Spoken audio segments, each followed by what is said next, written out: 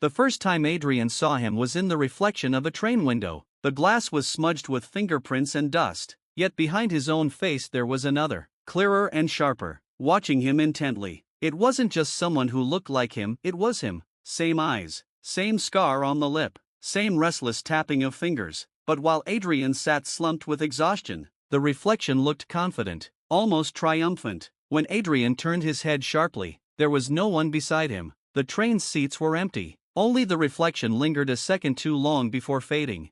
Adrian dismissed it as fatigue. He had been working endless nights at a dead-end job, sleeping poorly, dreaming of things he couldn't quite remember. Yet soon, the strange mirroring returned. In shop windows, in puddles after the rain, sometimes even in the shiny surface of his phone, there he was, the other Adrian, watching. At first the figure mimicked him, but then it didn't. Once, Adrian raised his hand to scratch his neck while his reflection simply smirked, as though it had been waiting for him to notice.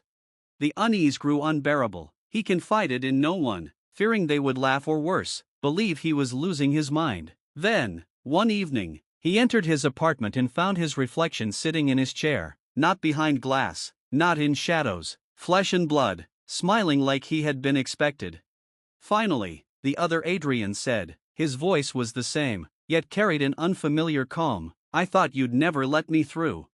Adrian's breath caught in his throat. He grabbed a kitchen knife, but his twin raised his hand casually, not in threat, but in pity. "I'm not here to hurt you, I am you, just the version who took the better path." He explained things Adrian struggled to grasp, parallel lives layered upon each other like thin sheets of glass, each choice creating a divergence, a new self. Somehow, the barrier had weakened, and he had crossed.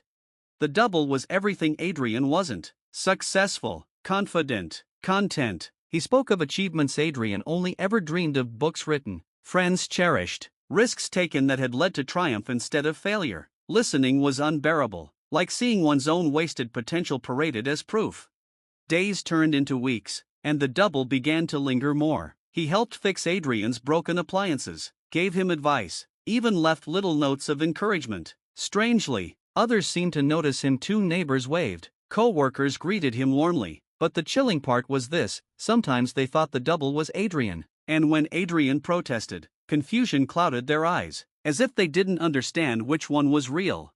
One night, Adrian woke to find the double asleep in his bed, his side of the room. The sight snapped something inside him. He demanded answers. The other Adrian rose, looking more sympathetic than afraid.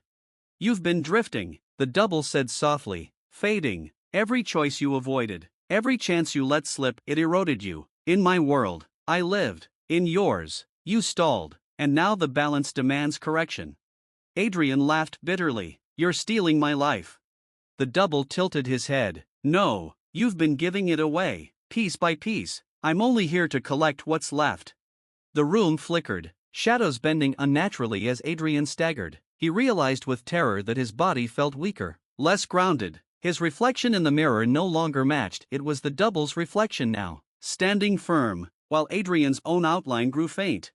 Panicked, Adrian lunged, grappling his twin with all the strength he had, but the grip felt like clutching fog. The double only whispered, "It could have been you." And with that, Adrian was pushed backwards into the mirror, into cold, endless dark.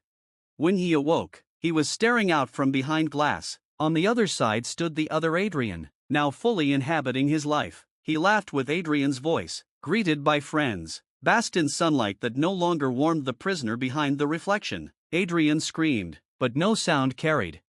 And then, in a cruel twist, he saw another faint figure appear in the glass beside him, a third version, this one older, weary, broken in ways Adrian didn't understand. The parallel selves were countless, layered, infinite. He was not alone in the prison, he was merely the latest occupant. And outside, the world never questioned which Adrian was real.